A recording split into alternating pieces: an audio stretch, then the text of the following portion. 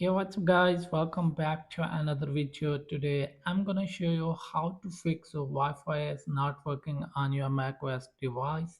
So let's get started without wasting any time. If you have any macOS device, MacBook Pro, MacBook Air, or any other latest or old version, and you are facing this kind of issue, let me show you guys how can you do that. So first of all, you can check here my Wi-Fi is available, internet is connected, but it's not working. So you can check here. So as you can see, connect to the network. It's not working. So here we go to the fix. First of all, go to the top left corner and here is the Apple logo. Tap on Apple logo and now tap on system preferences. So as you can see, there are some options. So here is screen tap it and now tap on app limits. So as you can see, here is the app limit toggle on. So make sure that it's toggle off. So as you can see, it has been toggle off. So now go back and here tap on software update.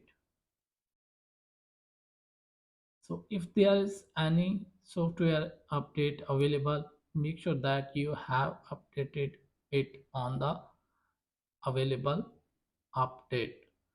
So after updating on the latest version, go back and here tap on network. As you can see, here is the network. Tap it and here turn off Wi-Fi. After few moments, turn it on back, and as you can see, here is the network, no network selected. So tap here and select your network from here. After that, click on advanced.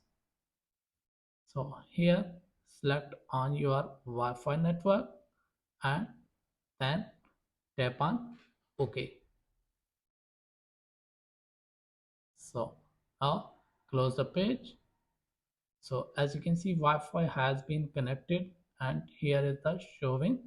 So we check again, it's working or not. So wait for a few seconds. As you can see, my Wi-Fi is working successfully right now. So if you have any problem, let me know in the comments. Thanks for watching. Bye bye. Make sure to subscribe and like the video.